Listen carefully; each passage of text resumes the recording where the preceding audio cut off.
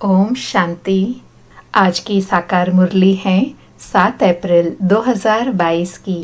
आज बाबा ने सेवा के लिए कहा कि सब रावण की जंजीरों में बंधे हुए हैं, जीवन बंध में हैं, उन्हें जीवन मुक्ति का अनुभव कराना है, अर्थात उन्हें ज्ञान के आधार से जीवन में रहते हुए भी सुख शांति की प्राप्ति का आधार बताना है। और कहा कि अपने दिल रूपी दर्पण में देखना है कि कितने पाप और कितने पुण्य हमारे खाते में हैं। हम लायक बने हैं श्री नारायण को वरने के। देखना है कि माँ बाप मम्मा बाबा जितनी सेवा हम कर सकते हैं। सावधान किया कि यह तुम्हारी लड़ाई है ही योग बल की। तुम याद करेंगे, माया तुम्हारा बुद्धि योग तोड़ देंगी, तो भी याद की यात्रा में थकना व हारना नहीं है। फिर कंपैरिजन बताया कि मनुष्य समझते हैं साइंस बड़ी तीखी है, हम कहते हैं हमारी साइलेंस सबसे तीखी है। बाबा की याद से ही ताकत मिलती है। वह साइंस की ताकत से ऊपर चंद्रमा में जाने का पुरुषार्थ करते हैं। तुम तो 1 सेकंड में सूर्य चांद से भी ऊपर चले जाते हो। तो शक्तिशाली कौन हुआ, साइंस व साइलेंस? साइलेंस ही शक्तिशाली है जिससे आत्मा में शक्ति भरती है। और बाबा ने कहा कि जब से बाप आए हैं तो माताओं का मर्तबा दुनिया में बहुत ऊंचा हुआ है। पहले तो माताओं बहनों का बर्थडे भी नहीं मनाते, कन्याओं का कन्हैया गाया हुआ है। लास्ट में कहा कि तुमको माता पिता को फॉलो करना है। मम्मा कभी किसी को तंग नहीं करती थी। कईयों की बहुत रिपोर्ट आती है, मैनर्स नहीं है। स्वयं भगवान पढ़ाते हैं, कितना दिमाग चाहिए। जो अच्छी चलन वाले हैं उन पर सबका प्यार रहेगा। सुनते हैं महावाक्यों को विस्तार से। आज बाबा कहे, मीठे बच्चे, इस कलयुग में सब रावण की जंजीरों में बंधे हुए हैं, जीवन बंध में हैं, उन्हें जीवन मुक्त बनाना है। आज मुरली में प्रश्न है, कौन सा वर्षा आप ब्राह्मण आत्माओं के साथ साथ सभी मनुष्य आत्माओं को भी मिलता है? तो बाबा ने उत्तर में कहा, जीवन मुक्त बनने का वर्षा सभी को मिलता है। तुम ब्रह्मा की औलाद ब्राह्मण बनते हो, इसलिए तुम्हें 21 जन्मों के लिए जीवन मुक्ति का वर्षा मिलता है। बाकी सबको अपने अपने धर्म में पहले पहले जीवन मुक्ति अर्थात सुख फिर दुख मिलता है। हर एक आधा समय सुख और आधा समय दुख भोगते हैं। बाकी हर एक स्वर्ग के सुख नहीं भोग सकते। उसके लिए तो ब्राह्मण बनना पड़े, पाठशाला में शिक्षा लेनी पड़े, माया पर विजय बनना पड़े। आज मुरली का गीत है, मुखड़ा देख ले प्राणी जरा दर्पण में, कितने पाप है कितने पुण्य है तेरे दामन में। ओम शांति। यह किसने कहा? अपने दिल रूपी दर्पण में देखो कि कितने पाप है कितने पुण्य है, अर्थात 5 विकारों पर कितनी जीत पहनी है। हम लायक बने हैं श्री नारायण को वरने, क्योंकि जीवन मुक्ति व स्वर्ग के मालिक तो राजा रानी भी बनते हैं, प्रजा भी बनती है। तो दर्पण में अपने को देखना है कि माँ बाप अर्थात मम्मा बाबा जितनी हम सेवा कर सकते हैं। यह सिर्फ तुम ब्राह्मण ही जानते हो कि यह कलयुग है और सब जीवन बंध में है, एक भी जीवन मुक्ति में नहीं है। तुम भी जीवन बंध में थे। अभी जीवन मुक्ति पाने के लिए बाप पुरुषार्थ कराते हैं। बाप ने समझाया है, इस समय सब मनुष्य मात्र जीवन बंध में है, क्योंकि है ही कलयुग, रावण की जंजीरों में बंधे हुए हैं। कलयुग है जीवन बंध, सतयुग है जीवन मुक्त। राम राज्य में यथा राजा रानी तथा प्रजा सब जीवन मुक्त हैं। रावण राज्य में जीवन बंद है, यथा राजा रानी तथा प्रजा। इस समय सब मनुष्य मात्र जीवन बंद में हैं, तमो प्रधान दुखी हैं। अब सबको सतो प्रधान में जाना है। सतो प्रधान शुरू होता है सतयुग में। हर एक आत्मा को अपना अपना पार्ट बजाना है। आत्मा अपने अपने धर्म में जब आती है शांति धाम से, तो पहले पहले जीवन मुक्त है, अर्थात आत्मा को जीवन में सदा सुख मिलता है। सतयुग त्रेता में किसी को जीवन बंध नहीं कहेंगे, क्योंकि रावण राज्य ही नहीं, कलयुग में रावण राज्य है। सारी पृथ्वी पर जीवन बंध राज्य है, अर्थात हर आत्मा दुखी अशांत है। आदि सनातन देवी देवता धर्म का पहला नंबर जो है वह भी जीवन बंध में है। अब जीवन मुक्त बन रहे हैं। जीवन मुक्ति का अर्थ यह नहीं कि सभी सतयुग त्रेता में आ जाएंगे, नहीं, रावण के दुख से छुड़ाना, उसको ही जीवन मुक्ति कहा जाता है। मनुष्य मनुष्य को मुक्ति व जीवन मुक्ति दे नहीं सकते। मुक्ति अर्थात निर्वाण धाम में सबको बाप ही ले जाते हैं। पहले सब मुक्ति में जाएंगे, फिर जीवन मुक्ति में नंबरवार धर्म अनुसार आएंगे। ऐसे नहीं कि सतयुग में नहीं आते तो जीवन मुक्त नहीं कहला सकते। अर्थात बाबा कहते हैं ऐसे नहीं कि द्वापर कलयुग में आने वाली आत्मा जीवन मुक्ति में नहीं होती है। अर्थात परम धाम से आत्मा जब भी कोई भी युग में उतरती है तो उस समय उसको जीवन मुक्ति में ही कहा जाता है, क्योंकि आत्मा पवित्र है तो इसलिए कोई भी दुख नहीं भोग सकती। पहले पहले जो भी आते हैं अपने धर्म में वो जीवन मुक्ति में है। आत्मा को पहले सतो प्रधान बनना है, फिर सतो रजो तमो में आना है। हर चीज नई से पुरानी होती है, पुरानी से फिर नई बनती है। इस समय साधु संत आदि सब जीवन बंध में है ही कलयुग। जब तक बाप न आए उनको बाबा कहा जाता है। फिर महाकाल कहो या कोई भी नाम रखो, असल नाम है शिव बाबा। बाबा बाबा कहते ही रहते हैं। गॉड फादर परम पिता परमात्मा कहते हैं। बाप समझाते हैं मैं आकर बच्चों को मुक्ति जीवन मुक्ति दोनों ही देता हूँ। पहले पहले जो भी आएंगे जरूर सुख में आएंगे, फिर पीछे दुख में आना है। मुक्ति के बाद जीवन मुक्ति आती है, फिर पीछे है जीवन बंद। पहले पहले जरूर सुख में आना है। बाप सभी को सुख का वर्षा देते हैं, फिर कोई का एक जन्म भी सुख का होगा। आया, थोड़ा सुख पाया और मरा, अर्थात एक ही जन्म में सुख और दुख सब भोग लेते हैं। उनका ड्रामा में इतना ही पार्ट है। वृद्धि तो मनुष्यों की होती ही रहती है, अब तक आते ही रहते हैं। जास्ती रहने वाले तो नहीं हैं, विनाश सामने खड़ा है। जो नए आएंगे फिर भल कलयुग में आए, परंतु आते ही दुख नहीं भोगेंगे। जरूर उनका कहाँ अच्छा ही मान होगा।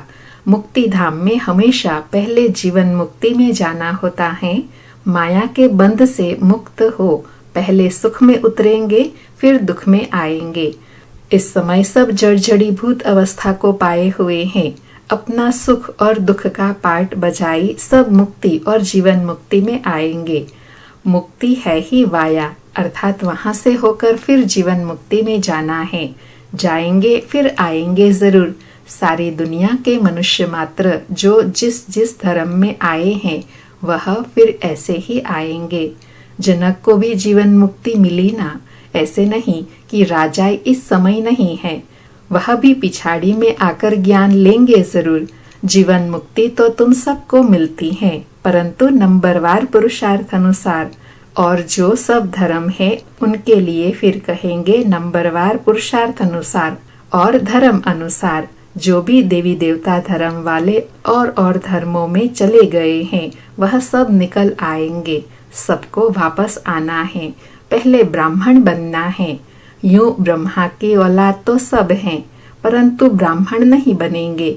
जो ब्राह्मण बनते हैं उन्हों के लिए 21 जन्म जीवन मुक्ति कहा जाता है। राजगद्दी पर बैठते हैं तो राजयोग सीखना पड़े, यह पाठशाला है। पाठशाला में शिक्षा लेनी पड़े। कायदे भी बहुत हैं। एक बार लक्ष्य मिल गया फिर विलायत में भी रहकर पढ़ सकते हैं। बरोबर हम शिव बाबा के बच्चे हैं। बाप से वर्षा जरूर लेना है। पत्र भी लिखते हैं। बाबा रावण का भूत सताता है, कभी काम का कभी क्रोध का हल्का नशा आ जाता है। बाप कहते हैं इन पर विजय पानी है। यह तुम्हारी लड़ाई है ही योग बल की। तुम याद करेंगे माया तुम्हारा बुद्धि योग तोड़ देंगी। तो बाबा ने समझाया है जीवन मुक्ति सबको मिलनी है। इसका मतलब यह नहीं कि सब स्वर्ग में आएंगे। सभी चाहते हैं हमको मुक्ति चाहिए। समझो जो पीछे आते हैं पार्ट बजाने, तो बाकी इतना समय मुक्ति में होंगे ना, कितनी शांति मिल जाती है। 4500 वर्ष अर्थात 4,500 वर्ष शांति में रहते हैं। अर्थात वह आत्मा ज्यादा से ज्यादा समय शांति धाम में रहती है। थोड़े समय के लिए सृष्टि के अंत में पार्ट बजाने आती हैं, फिर उनका पार्ट ही ऐसा है। हम फिर सुख और शांति दोनों में रहते हैं। ऐसे नहीं कि मनुष्य चाहे बस हमको उन जैसी ही शांति चाहिए, वहां बैठे ही रहे, कहने से नहीं मिल सकती। अनादि ड्रामा बना हुआ है, इसमें फर्क नहीं पड़ सकता। शांति के शौकीन तो बहुत हैं, तुम्हारे सुख से भी उन्हों को शांति ज्यादा मिलती है, तुमको फिर सुख और शांति दोनों मिलती हैं। यहाँ कलयुग में सुख है अल्पकाल का, शांति तो यहाँ होती नहीं, दुख धाम है ना। बाकी जंगल में जाकर बैठ जाना वह कोई शांति थोड़े ही है। अगर वहाँ शांति है फिर तो वहाँ ही बैठे रहे, फिर शहर में आकर इतने प्लॉट आदि क्यों बनाए। वहाँ सतयुग में तो शांति ही शांति है। भल पीछे में जो आते हैं वह समझते हैं यहाँ अशांति ही अशांति है। उन्हों को तो शांति है, दूसरों को अशांति में समझते हैं। यह बातें बड़ी समझने की हैं। जीवन मुक्ति मिलती सबको है। 21 जन्म तुम राज्य करते हो तो दूसरे देरी से आते हैं, वह ऊपर शांति में रहते हैं। कोई सतयुग में अथवा त्रेता में पीछे आते हैं तो भी है तो शांति धाम में ना, वहाँ कोई दुख नहीं है। फिर नंबरवार आएंगे, हिसाब किताब भी है ना। मनुष्य समझते हैं कि साइंस बड़ी तीखी है, हम कहते हैं हमारी साइलेंस सबसे तीखी है। बाबा की याद से ही ताकत मिलती है। वह साइंस की ताकत से ऊपर चंद्रमा में जाने का पुरुषार्थ करते हैं। तुम तो सेकंड में सूर्य चांद से भी ऊपर चले जाते हो। मूल वतन सूक्ष्म वतन से भी ऊपर कुछ है नहीं। सूर्य चांद से मूल वतन सूक्ष्म वतन बहुत दूर है, किसी को मालूम नहीं पड़ सकता। यह है सब डिटेल की बातें। सूर्यवंशी राजा रानी बनने की तकदीर नहीं है तो कुछ समझ नहीं सकते, न किसी को समझा सकते हैं। कोई ऐसा कह न सके कि मुक्ति जीवन मुक्ति का ज्ञान मेरे में है। जनक का मिसाल, सभी को जेल में डाल दिया। इस समय रावण ने सबको जेल में डाल दिया है। राम आकर सबको छुड़ाते हैं। बाप द्वारा तुम निमित्त बन रहे हो सबको रावण के चंबे से छुड़ाकर जीवन मुक्त बनाने के लिए। तुम्हारा नाम बाला है शिव शक्ति सेना। तुम्हारा नाम इस ड्रामा में पिछाड़ी को बहुत ऊंचा होना है। जब से बाप आए हैं तो माताओं का मर्तबा दुनिया में भी बहुत ऊंचा हुआ है। पहले विलायत में माताओं का मर्तबा बहुत था, वहाँ बच्ची पैदा होती है तो बहुत खुशी मनाते हैं। यहाँ बच्ची पैदा होती है तो खटिया उल्टा कर देते हैं, बर्थडे भी नहीं मनाते। वैसे कन्याओं का कन्हैया गाया हुआ है। वास्तव में तुम सब कन्याएं हो, तुम्हारा यह नया जन्म है। बाकी पढ़ाई में नंबरवार हैं। आत्मा छोटी बड़ी नहीं होती, शरीर छोटा बड़ा होता है। कोई जड़ समझ जाते हैं, किसी की तकदीर में नहीं है तो समझ नहीं सकते हैं। जीवन मुक्ति और जीवन बंध, यह दोनों इस स्थूल वतन की बात है। सतयुग से लेकर जीवन मुक्त होते हैं, फिर जीवन बंद होते हैं द्वापर में। अभी सुख को सब भूल गए हैं, दुख में पड़े हैं। ऐसा कोई है नहीं जो कहे कि हमने 21 जन्म सुख लिया था, अब रावण राज्य होने के कारण मूत पलीती हो गए हैं। वहाँ सतयुग में रावण राज्य ही नहीं तो मूत पलीती कैसे हो सकते हैं। गाया भी जाता है योग बल भोग बल। वहाँ सतयुग में योग बल से बच्चे पैदा होते हैं। तुम रस्म को जानते हो, दूसरों की तो बात ही नहीं। अमेरिकन आदि की रस्म रिवाज वह जाने, हम अपनी रस्म रिवाज को जान गए हैं। हम सतयुग के रहने वाले हैं, वहाँ हमारी रस्म रिवाज भी नई होंगी, उस पर चलेंगे। जैसे कल्प पहले तुम चले थे, जो हुआ होगा वही अब होगा। बच्चे ध्यान में जाकर रस्म रिवाज देखकर आते हैं, परंतु फिर भी ऊंच पद पाने का पुरुषार्थ करना है। जिन्होंने वहाँ की रस्म रिवाज बताई वह सब अभी है नहीं। अर्थात बाबा कहते हैं सिर्फ साक्षात्कार करने से ऊंच पद नहीं मिलेगा, उसके लिए पुरुषार्थ करना है। तो इनसे फायदा तो होता ही नहीं है, तो सारा मदार है पढ़ाई पर। योग और ज्ञान, योग अर्थात बाबा को याद करना, ज्ञान अर्थात चक्र फिराना, यह तो सहज है। बाप कहते हैं मेरे पास आना है, इसलिए मुझे याद करो। मनुष्य को मरने समय कहा जाता है राम राम कहो। अर्थ कुछ भी समझते नहीं। श्री कृष्ण कहने से भी वहां पहुंच तो नहीं जाते, ले जाने वाला फिर भी बाप है। विक्रम विनाश होने बिगर तुम वापस कैसे जाएंगे? अभी सबकी कयामत का समय है, फिर अपने अपने समय पर आएंगे। यह पॉइंट धारण करनी है, नोट करनी है। तुमको माता पिता को फॉलो करना चाहिए। मम्मा कभी किसी को तंग नहीं करती थी। कईयों की बहुत रिपोर्ट आती है, मैनर्स नहीं है। परमपिता परमात्मा पढ़ाते हैं, कितना दिमाग चाहिए।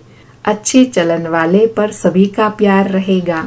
कोई तो बड़ा तंग करते हैं, अपने आप को ही चमाट मारते हैं, तो पद भ्रष्ट हो जाएगा।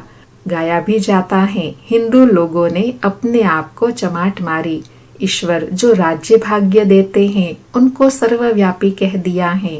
यह अपने को चमाट मारी है, तब यह हाल हुआ है।